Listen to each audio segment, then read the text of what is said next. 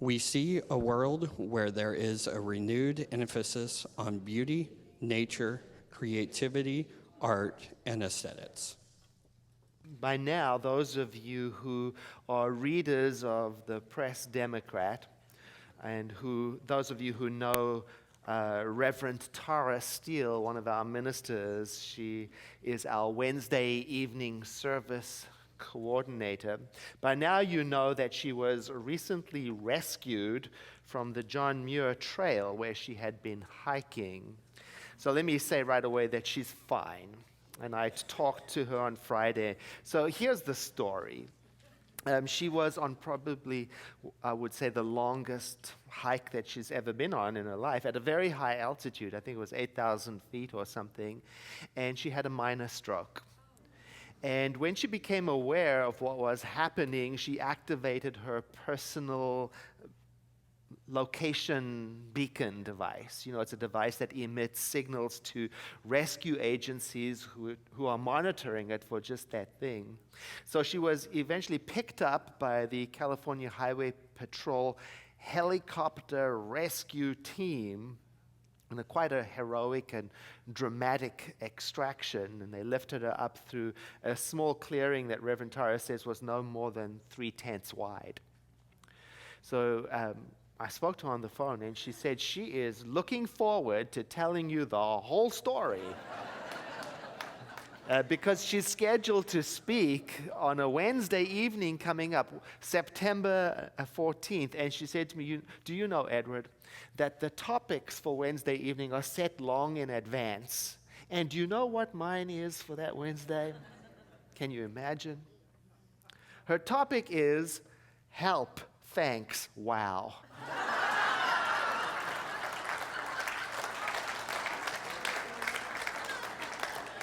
So she doesn't have to prepare anything. Isn't that something? She's going to be able to share her entire experience with us as well. I'm hoping the video, because it was all captured by one of the team members, and it's quite extraordinary. And we have a card outside for her under the giant monitor, the big monitor outside. If you want to send her a love note, you can do that as well. Now, the video, when I watched it, it reminded me of our topic today. Generosity of spirit as it came through the rescue team members and the other random hiking people on the path. And as much as I would like to talk about it, I have to leave it up to Reverend Tara to tell you the whole story. And it's spectacular. So she'll be here on that upcoming Wednesday. And our topic, generosity of spirit, is based on a statement that comes from our teaching. And the statement says, we believe in the eternal givingness of life to all. Now, when we use the word life and we make it a capital letter life, what we're talking about, well, it's a synonym for divinity. That's what we're talking about. So when we say life, we mean spiritual reality, or the truth of our being, or God. That's what we mean. And we've got this idea that this big picture, this life, is one unity that is constantly pouring itself into expression in an endless variety of ways, showing up as you, as me, as animals, as helicopters, as history, as imagination, and we call all of that creation. And we think of it as holy. And we say that this creation is creating endlessly. It never ends. In fact, it never started. It's a continuum. It just goes on and on and on. And there's no end to the numbers of ways that it can take expression or take form. And we call that abundance. And over the past several weeks, you've probably heard me say that spiritual living is all about duplicating the nature of the divine in my own life, in my human life, bringing it into expression in my human life.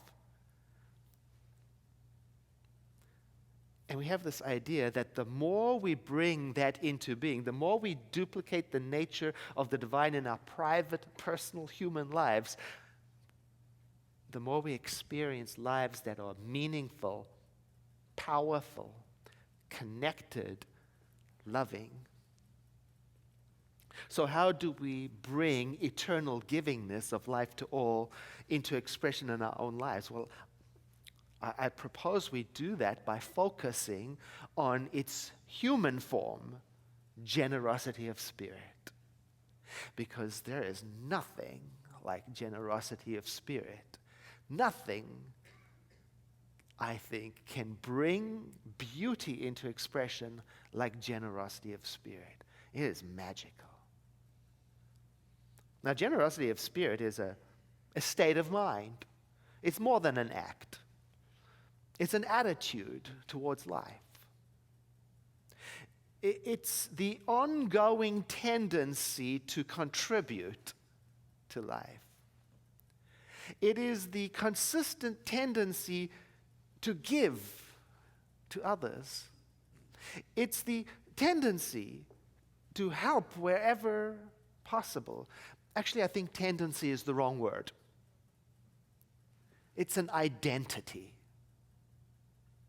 You see, because you and I can learn the skill of helping, we can learn the skill of giving, and when we learn that skill and we do it, we get more out of life, and we continue to get more out of life as long as we do it. But there comes a point where the skill, the practice, becomes the person's identity. In other words, I've practiced it so much that I don't have to think about it. It's not a choice anymore. It's not a tendency. It's who I am. So a person who has generosity of spirit tends to express generosity for no reason whatsoever other than that it is their nature. It's like a calling. It's like breathing. And it's a nature that any one of us can develop. I think we develop it by studying how people with generosity of spirit show up. How do they think about the world? I've noticed that a person with generosity of spirit looks at life as if it is an ongoing opportunity to contribute and not an opportunity to get. That's the difference. You know, when I was growing up, we had a neighbor a few houses down. She was a lovely lady. She was an attractive lady.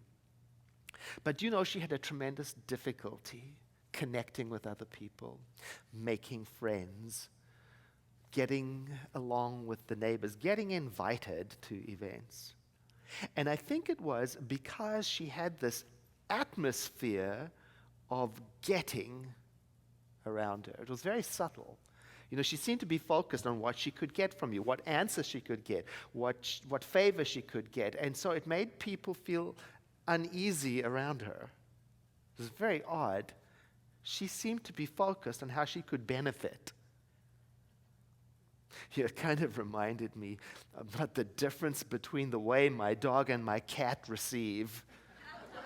You know, my dog is just so grateful for anything.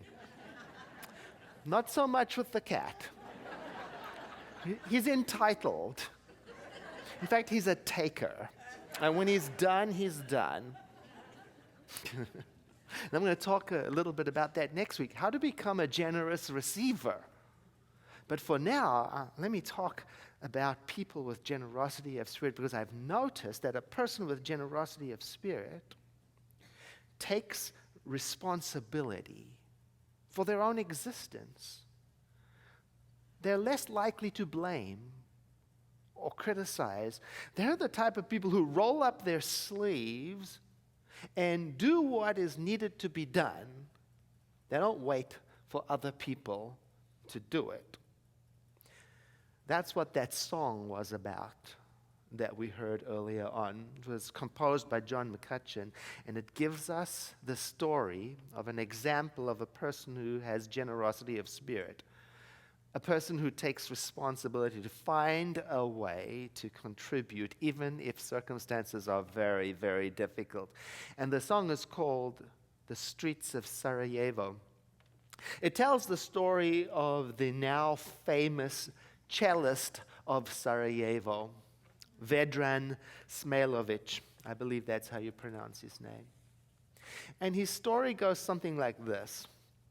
It was 1992 when Sarajevo was besieged, by the Yugoslavian People's Army. It was, I think, over 1,000 days in the Bosnian War, and I think 100,000 people are said to have lost their life in that war.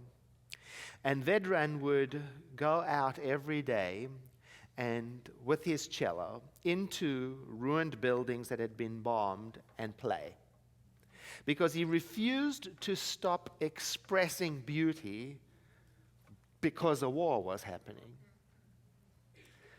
Even the opera house where he used to play, after it was destroyed, even after 22 of his neighbors and friends were killed while standing in line at the only bakery that had the material to bake breads and give it away to people who were starving, even after that, he would go out every single day and offer his music as a prayer. He played in ruins. He played on bomb sites. He played at grave sites. He played at funerals, even though he was warned over and over again that doing so was very, very dangerous because of the snipers and the threat of other bombing. See, people who have generosity of spirit, they roll up their sleeves and they do what they can without waiting for other people to do it. You see, they're looking more at what can they put into life rather than what can they get out of life.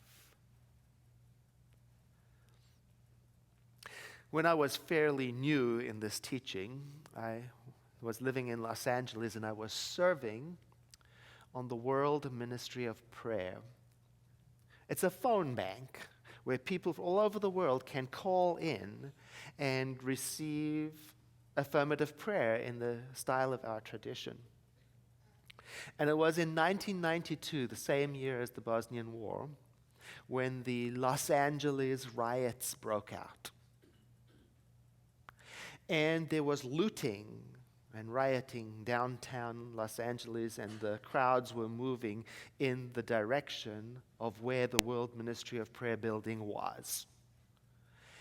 We were right in the line of the advancing riots. And so the decision was made to evacuate for safety and close the World Ministry of Prayer. And I remember after that, sitting with a friend at home, and we were talking about it and said, this can't be right. I mean, the one place that should stay open, shouldn't it be the World Ministry of Prayer?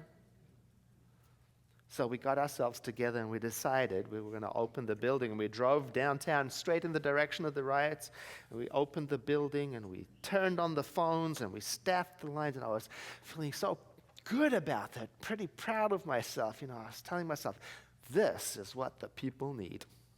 Awesome. And the calls started, the calls for prayer. They came pouring in and they didn't stop. Here's the thing. No one was calling about the riots, and no one was calling about Sarajevo. The calls that came in were about everyday, ordinary things. I've lost my job. I've lost my way. I've lost my faith. I've lost my relationship. I've lost my health. And I remember as those first calls came in, feeling a little disappointed. I remember thinking to myself, you know, there's rioting going on in the city. There's war in the world. And you're bothered about your relationship? See, I got a little judgmental. But in a moment, I came back to my senses and I remembered what I had been taught about the eternal givingness of life, which gives without prejudice, regardless of the person's state of mind, color of skin, social status, anything. And I remembered wait, I had been taught to respect people exactly where they are at and not where I think they should be. And I remembered I had been taught to pray not because there was a perfect request, but because it was my nature to do so. And when I remembered that, I shifted, and so we prayed for whatever was asked without prejudice. Oh, it was such an important shift because, do you see, I came back to my spiritual nature in that moment. And people who have generosity of spirit, they contribute in this way because it is their nature to do so, and their giving is not affected by how the world receives it or whether or not the world deserves it. There is a website, the Heart, Spirit, Mind website, and on it says, "A person of generous spirit takes complete responsibility for their lives. They do not blame others or circumstances for their problems. They step up and do the right thing, even when it may be fraught with fear and conflict."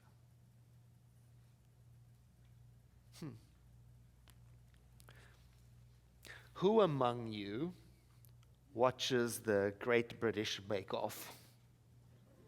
1, Don and I, 2, 3. It's this great reality show where people bake. They get recipes they have to bake, so one has to leave the show every week until the star. Nobody. It's fantastic. Anyway, the most recent series just concluded, and the winner, the star baker, was announced as Nadia Hussein, a Muslim lady. And in an interview on the BBC Radio 4, she described the anti-Islamic abuse that she still experiences daily. She told how it's become a part of her life. She's routinely pushed, shoved on the bus, verbally abused because she's a Muslim. And she said that the abuse has made her even more determined to be a good role model for her 3 children and to the Muslim community in England. People with generosity of spirit are typically not revengeful. And their giving nature is not affected by adverse conditions or bad behavior around them. Here's what she said in the interview. "I love being British, and I love living here. This is my home, and it always will be, regardless of all the other things that define me. And I want my children to be proud of that. And I don't want them to grow up with a chip on their shoulder. So I live as positively as I can." And she said she wanted to show her children that it is possible to rise up above the bad behavior, even if it's all around them, that it's possible to choose the better response, that it's possible to live with dignity and be proud of who you are. And as a result of her attitude, her role modeling, millions of people all over are witnessing this and being inspired. And that's what happens when you and I live in close contact with our generous nature. We inspire people into forgiveness, into hope, into resiliency, into tolerance. That's what happens. Beauty erupts.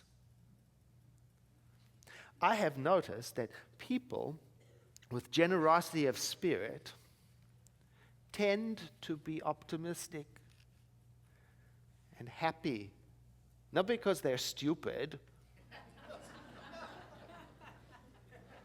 or deluded or in denial. No, because their generous spirit puts them in close personal contact with that within them which is like the divine nature. And that is what releases all kinds of joy.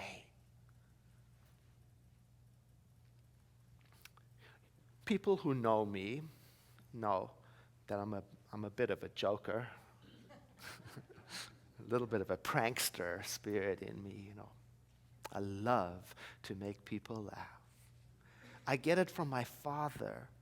Oh, he was my role model for that, He was a tremendously generous soul. Now, he wasn't materially wealthy. And if he had material stuff, he would have given it all away. I'm sure. And so because he didn't have material wealth to share, he shared what he had. He shared his joy, and he was committed to it. And he shared it indiscriminately, without prejudice to anyone. And it wasn't an easy commitment, because his life was hard. Many people who know me also know that my brother's birth was complicated, ending in brain damage because of lack of oxygen, making it a very difficult thing to raise him at home, which we did. Not a day passed that didn't test my father's patience. And I remember when he made the decision with the family that we were going to keep my brother at home and care for him at home, I remember people saying, "Oh, we admire the sacrifice." But I don't think my father saw it as a sacrifice. I don't think he experienced any loss of freedom. I don't think he even thought of it as a parental duty. He certainly didn't think of it as a burden. I think he did it because it was his nature. And he saw it as an opportunity to express his nature, to give, to help, to nurture. And the stress of it all was never able to take away his joy. According to spiritual law of reciprocity, what goes around comes around. Everyone who knew my father, and I don't think I'm exaggerating, everyone who knew him loved him. And I think it's because they were able to feel safe around him. They could open up around him because he had an atmosphere that he didn't want anything from you other than you to feel your joy. He wasn't trying to get anything from anyone. I think my father found God in generosity. I've noticed that people with generosity of spirit are easy to be around. Imagine a world in which you are in touch with your generous heart. And you're letting it inspire you to roll up your sleeves and do what needs to be done. And you're letting it guide you into being happy and optimistic. And as a result, you can see in your mind's eye, imagine how easy it is to be with you. And if you do that, if you imagine that, you'll be imagining a world in which you are living in alignment with your natural-born spiritual nature. I propose that if you take the time to look inside, you will find that there. That urge that wants to birth beauty and love, that wants to give. It's natural. It's there. It waits. And I invite you this week to look around, to notice opportunities where you can bring it into expression. I can think of ways. Maybe it means listening a little more, appreciating a little more, helping a little more, giving a little more. forgiving a little more, forgetting a little more, nurturing. And it's the sort of thing it's great to practice with other people and also great to practice with ourselves.